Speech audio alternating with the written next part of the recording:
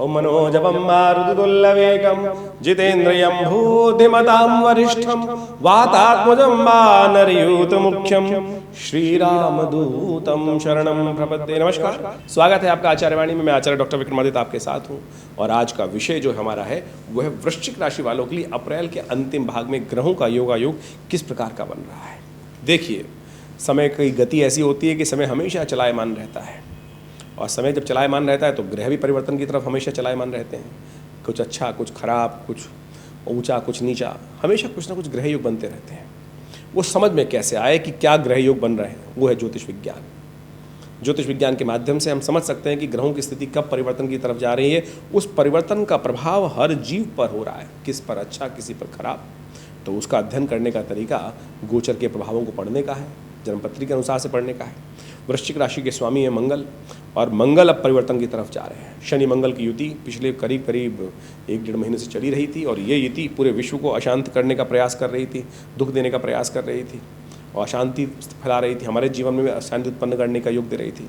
अब आ गया है वो समय कि शनि महाराज की विशेष तौर पर के ग्राफ से वो मंगल परिवर्तित होकर बाहर जा रहे हैं और ये आपके लिए बहुत शुभ है।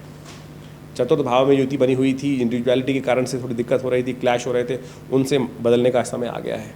इसके साथ साथ शुक्र भी परिवर्तन की तरफ जा रहे हैं, इसके साथ साथ बुध भी परिवर्तन की तरफ जा रहे हैं। इन सब ग्रहों का परिवर्तन, देखिए बुध के स्वामी आपकी राशि के अनुसार से बुध बहुत क्षीण अवस्था में चल रहे हैं, अस्त भी चल रहे थे, वक्री भी चल रहे थे। उन सब स्थितियों में अब बुध परिवर्तन की तरफ जाएंगे। शुक्र ग्रह जो जीवन में चाणक्य नीति का मालिक है, जीवन में आनंद का मालिक है, वो आपकी राशि के अनुसार से सप्तम भाव का मालिक है और विशेष तौर पर द्वादश में काम भाव का मालिक है और कंफर्ट का मालिक है। और वो भी विशेष तौर पर परिवर्तन करेगा, उच्च से हटकर आगे की तरफ जाएगा और अस्त भी हो जाएगा। इन सब का प्रभाव क्या कुछ रहेगा, ऐसे में ग्रहों की स्थिति को आपको समझना चाहिए। इन सब प्रभाव को समझने के लिए सिलसिलेवार तरीके से समझें। 21 अप्रैल के दिन ग्रहों का युग क्या कहता है। 21 तारीख को चैत्र की त्रयोदशी तिथि है, चैत्र मास के शुक्ल पक्ष की, रविवार का अवसर है और कन्या राशि में चंद्रमा का पदार्पण हो रहा है।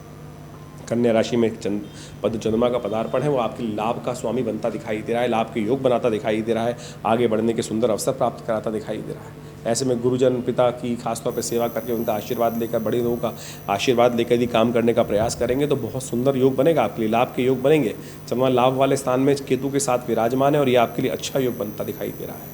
ऐसे में साथ साथ सर्वार्थ सिद्ध योग भी है, नए कार्य आरंभ करने के लिए दिन अच्छा दिखाई देता है।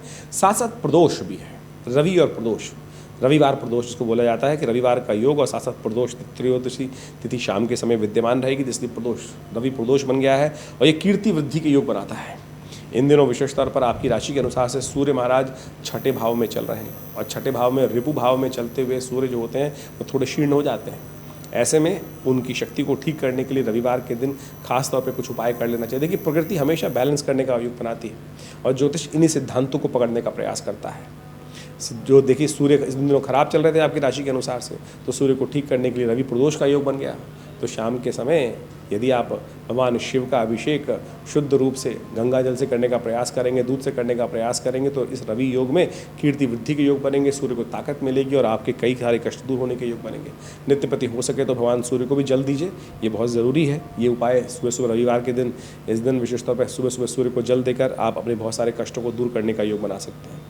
बात कर लेते हैं विशेष तौर पर 22 अप्रैल की। 22 अप्रैल को चतुर्दशी तिथि है, सोमवार का अवसर है, रवि योग इस दिन विद्यमान है और ग्रह आपके लिए अनुकूल है, सुंदर है, लाभ के योग प्रशस्त करते दिखाई दे रहे हैं। सुंदर तरीके से इस स्थिति का लाभ लें और बढ़िया रहेगा, आगे बढ़ने का सुंदर तरीके से प्रयास कीजिए। ग्रह आपके अनुकूलता प्रदान करते दिखाई दें। सोमवार का अवसर, शिव का ध्यान करना है सबसे श्रेष्ठ है और साथ साथ चतुर्दशी का योग है। चतुर्दशी और सोमवार भगवान शिव का ध्यान करके उनका अभिषेक सुबह सुबह दूध से करें। शिव प्रसन्न तो सब जीवन में कष्ट दूर करने के योग बनेंगे। सत्य को प्रसन्न करने का प्रयास हमें हमेशा करना चाहिए। शिव सत्य हैं, सुंदर हैं और हमें हमेशा आशीर्वाद प्रदान करने वाले हैं, कल्याण करने वाले। 23 अप्रैल का दिवस अद्भुत तिथि है, अद्भुत तिथि है। मंगलवार का शुभ योग पड़ रहा है और उस दिन हनुमान जयंती का योग है, पूर्णिमा, चैत्र पूर्णिमा का योग है और साथ साथ ग्रहों का परिवर्तन का योग भी बन रहा है। गज केसरी योग गोचर में निर्माण हो रहा है, ये आपके लिए लाभदायक रहेगा। खर्चे बढ़ाने वाला ज़रूर रहेगा, लेकिन धन आगमन की सूचना भी करता दिखाई दे रहा है। चंद्रमा द्वादशवें भाव में बृहस्पति महाराज के सम्मुख होकर बैठे हैं और ये आपके लिए बड़ा सुंदर योग बनता दिखाई दे रहा है। हनुमान जयंती का सुंदर अवसर है और साथ साथ मंगल का परिवर्तन भी हो रहा है। ये अद्भुत योग है कि मंगलवार के दिन ही हनुमान जयंती के अवसर पर मंगल शनि के प्रभाव से बाहर आ रहे हैं और विशेष तौर पर 12वीं आप भाव मीन राशि में प्रवेश कर रहे हैं आपके पंचम भाव में जाकर। ये आपकी योग्यता को बढ़ाने का योग बनाएगा, बहुत बढ़िया। ये आपके एजुकेशन में जो बच्चे लोग हैं उनको एनहांस करने का योग बनाएगा, बुद्धि में नए रास्ते मार्ग उपस्थित करने के योग बनाएगा। तो ओवरऑल ग्रह अच्छा दिखाई देता है। इस हनुमान जयंती के अवसर पर मंगलवार को हनुमान जयंती पढ़ना, बड़े सालों बाद ये योग पड़ा है। मंगल को जन्मे मंगल ही करते, मंगलमय भगवान हनुमान जी का सुंदर आनंददायक पर्व है, उनका स्तवन करने का दिवस है। और हनुमान जी वो देवता हैं कि जो इस संसार में धरा में शास्त्र कहता है अश्वत्थामा बलिर्व्यासो हनुमानश्च विभीषणा, ये अष्ट चिरंजीवी हैं। हनुमान जी उसके अंतर्गत आते हैं, इस धरा पे विद्यमान है। जब तक राम का नाम रहेगा तब तक हनुमान जी संसार में कल्याण करने के लिए, भक्तों के समस्त कष्टों को हरने के लिए अद्भुत रूप से इस धरा में उपस्थित रहेंगे। और एक बात सत्य मान लीजिए, जहाँ भगवान का नाम का संकीर्तन होता है वहाँ हनुमान जी अवश्य आते ही हैं। हम पहचान ना पाएँ वो हमारी गलती है। तो हमने विवेकानंद योगाश्रम में शुभ तिथि पर बड़ा सुंदर कार्यक्रम रखा है। सुंदरकांड का कार्यक्रम है जो शाम को आरंभ होगा। हनुमान जी को सवामनी का भोग लगेगा, लड्डू का भोग लगेगा, उनको चोला चढ़ेगा। तो आप सब भी सादर आमंत्रित हैं। अपने नाम से भी सुंदरकांड का यज्ञ कराने के लिए, पाठ कराने के लिए आप सुंदर तरह से आश्रम से जुड़ सकते हैं। ग्रहों का प्रभाव तो हमने आपको बताया ही। पुण्य को उदय करने के लिए इन बात को आप करने का प्रयास करना चाहिए, सुंदर रहेगा। 24 अप्रैल का दिवस प्रतिपदा तिथि है, मास परिवर्तन की तिथि है और ऐसे में बुधवार का सुंदर अवसर यहाँ प्रतिपदा के दिन पड़ रहा है। ग्रह परिवर्तन की तरफ जा रहे हैं। मेष राशि में शुक्र का प्रवेश हो रहा है। छठे भाव में शुक्र बृहस्पति के साथ, सूर्य के साथ जाके विराजमान हो जाएंगे। आपकी राशि में बृहस्पति सूर्य चंद्र शुक्र का योग है, ये विजय का योग दे रहा है। यदि कोई क्लैश चल रहा है तो समझ लीजिए जितना सामने वाला आपको कष्ट देने का योग बना रहा है उतना बड़ा प्रबल विजय का योग आने वाले समय में इन ग्रहों की युति से आपके जीवन में बन सकता है। ये साफ साफ दिखाई देता है। बुधवार का अवसर है, गणेश जी का स्तवन करें। विघ्नों को दूर करने वाले भगवान गणेश को का स्तवन करना सब प्रकार से कल्याणकारी रहेगा। 25 अप्रैल का दिवस, द्वितीया तिथि, बृहस्पतिवार का अवसर। वृश्चिक राशि में चंद्रमा का परिवर्तन होगा, शाम के समय होगा, लेकिन सुबह जो है गज केसरी योग के साथ बैठे हुए हैं आपके लिए। थोड़े खर्चों को कंट्रोल करने का प्रयास कीजिएगा। और देखिए खर्चे तो होने ही हैं, लेकिन धन आगमन की सूचना भी दिखाई दे रही है। तो ऐसे में ध्यान रखें, खर्चे पुण्य कार्य में हों, किसी की सेवा में हों। और इसमें देखो धन तो रुकना नहीं है, लक्ष्मी चंचला कही जाती है। लेकिन अब आप समझ लीजिए कि आपकी राशि के अनुसार से खर्चे होने का योग भी है, तो साथ साथ थोड़ा पुण्यदान में भी खर्चा कर देंगे तो अच्छा रहे। किसी गरीब की सेवा कर दें, किसी भूखे को 2 रोटी खिला दें, ये भी पुण्य यदि हो जाएंगे। समझें ये कहीं बेले सवेरे काम आ जाती हैं। इन बात को हमको ध्यान रखना चाहिए। जब खर्चों का योग है ही तो इस बात का ध्यान रखें, लाख रोक लीजिए, रुकने वाले हैं नहीं, लेकिन लाख बांध ले कोई सामने वाला, आने वाले भी योग हैं। तो इस वक्त धन आगमन का भी, धन जाने का, दोनों के योग बने हुए हैं। तो लाभ की स्थिति भी प्रशस्त करते दिखाई दे रहे हैं चंद्रमा और बृहस्पति के योग। तो आप आनंद भाव से विजय की आकांक्षा करते हुए शुभ रूप से करने प्रयास कीजिए, अच्छा रहेगा। विघ्नहर्ता गणेश जी का सुबह सुबह स्तवन कर लीजिए। फिर काहे के विघ्न, काहे के कष्ट, सुबह सुबह गणेश जी के मंदिर में जाकर उन्हें दूर्वा अर्पित करें, पीले पुष्प अर्पित करें, ओम गंगणाधिपतये नमः इस मंत्र का जप करें, कल्याण होगा। 25 अप्रैल द्वितीया तिथि बृहस्पतिवार का अवसर जो हमने ग्रह योग बताया वो आपके लिए बड़ा कल्याणकारी योग बनने वाला है। बृहस्पतिवार के दिन विशेष तौर पर पीपल केले का पूजन करें, केले का दान करें। ग्रह आपके अनुकूल बनते दिखाई दे रहे हैं। 26 अप्रैल का अवसर विशेष तौर पर फिर द्वितीया तिथि रहेगी।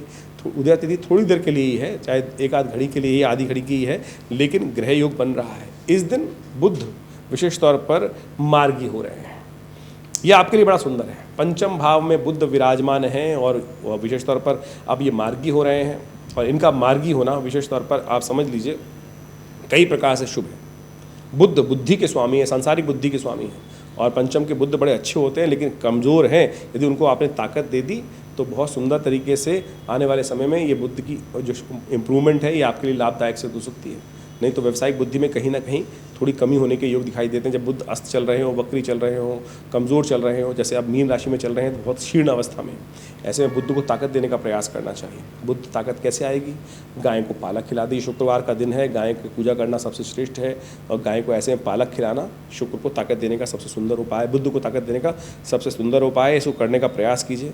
क्या लगेगा, 2-5 रुपए की एक गड्डी आएगी, एक गाय को कहीं खिला दीजिए, देखिए सुंदर योग बनेगा, परिवर्तन का योग बनेगा। 27 अप्रैल की तिथि तृतीया तिथि है, शनिवार का अवसर है। गणेश जी का व्रत, चतुर्थी का व्रत करने का शास्त्र में नियम है। ग्रह चंद्रमा जो है वो थोड़े शीर्ण चल रहे हैं।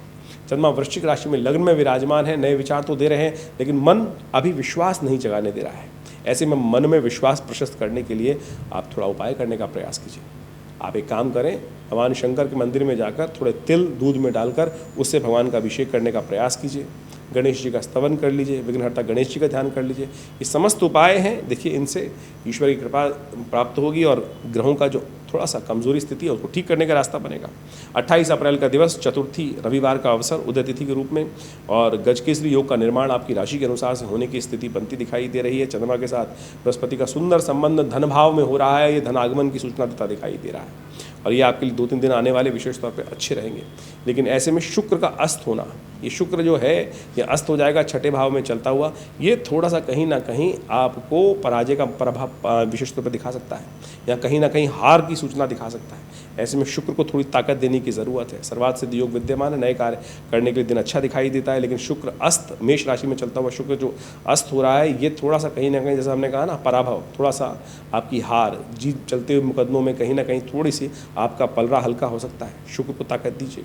शुक्र को ताकत होगी गौ सेवा से, गाय के जाके ज्वार हरी चारा गाय को खिलाने का प्रयास कीजिए, ये सुंदर है। नहीं तो धनागमन की सूचना तो अवश्य देते दिखाई दे रहे हैं ग्रह। 29 तारीख को यदि समझे अप्रैल को पंचमी तिथि सोमवार का अवसर, सोम पंचमी का योग और ग्रह आपके लिए अनुकूल बने हुए हैं। बृहस्पति के साथ चंद्रमा सुंदर योग बना रहे हैं और ये आपके लिए प्रशस्त करते हैं। माता जी का आशीर्वाद, माँ का पूजन, माता पिता गुरुजन का आशीर्वाद यदि आप लें, खीर का भोग लगाएं, खीर का प्रसाद ग्रहण करें और माँ का विशेष तौर पर सम्मान करें। माँ का यदि आशीर्वाद सुबह सुबह लेकर कोई भी कार्य करोगे ना, आपकी हार हो नहीं सकती, विजय प्राप्ति करने के योग बन सकते हैं। सुन लीजिए, ये खास चंद्रमा का योग विशेष तौर पर जो बृहस्पति के साथ जो इशारा दे रहा है, इसको करने का प्रयास कीजिए। चावल का दान बड़ा शुभ रहेगा आपके लिए, ये सब कर कर लाभ ले सकते हैं। 30 अप्रैल का दिवस, षष्ठी तिथि, मंगलवार का योग और इस दिन चंद्रमा परिवर्तन की तरफ जाएंगे। चंद्रमा आपके मकर राशि में जाने वाले हैं सुबह 10:37 पर। ये चंद्रमा का परिवर्तन जो है बड़ा शुभ दिखाई देता है, लेकिन थोड़ा खर्चा बढ़ाने वाला रहेगा। लेकिन पुरुषार्थ में शक्ति देने के लिए अच्छा समय दिखाई देगा। ग्रह दिखाते हैं कि पुरुषार्थ में अच्छा मन लगेगा, लेकिन आपके समय का आपको सदुपयोग करने का प्रयास करना चाहिए। कुछ लोग हैं जो आपके समय को खराब करने का प्रयास कर सकते हैं, आके फालतू बैठ सकते हैं या अपने कामों में आपको लगाने का प्रयास कर सकते हैं, थोड़ा ध्यान रखिएगा। ऐसे में विशेष तौर पर ध्यान रखना एक और चीज़ है, भद्रा विद्यमान है सुबह सुबह करीब 7:50 से लेकर शाम को करीब 6:30 बजे तक। तो नए कार्यों को, नए प्रोजेक्ट्स में हाथ डालने से बचना चाहिए। ग्रहों की युति इस प्रकार से आपके जीवन में चलने वाली है, इनको समझकर कार्य करने का आपको प्रयास करना चाहिए। इन राशियों के प्रभाव से बहुत सारे लोगों के मन में प्रश्न चलते रहते हैं और वो लोग हमें लगातार हमारे YouTube चैनल पर प्रश्न भी करते हैं कि राशि कौन सी समझें। देखिए, राशि कई प्रकार की होती हैं। जन्म राशि, लग्न राशि, नाम की राशि, सूर्य राशि, और हर राशि का अपना एक प्रभाव है। हम आपकी राशि के अनुसार से यहाँ जन्मपत्री जो पूरी हॉरोस्कोप को डिस्कस करने का प्रयास करते हैं। जितना % जिस राशि का प्रभाव है उतना %। पहले सबसे पहले जन्मपत्री को अच्छे से एनालाइज करने की ज़रूरत होती है, कौन सी राशि आपके लिए प्रभावी है। आमतौर पर जो ज्योतिष का सिद्धांत ये है कि जब जन्म नाम जो होना चाहिए वो जन्म राशि के अनुसार से होना चाहिए। जन्म का एक अक्षर निकलता है, वो राशि के अनुसार से होता है। लेकिन आमतौर पर संसार में लोग जो हैं उस राशि से, उस अक्षर से नाम रखते नहीं हैं।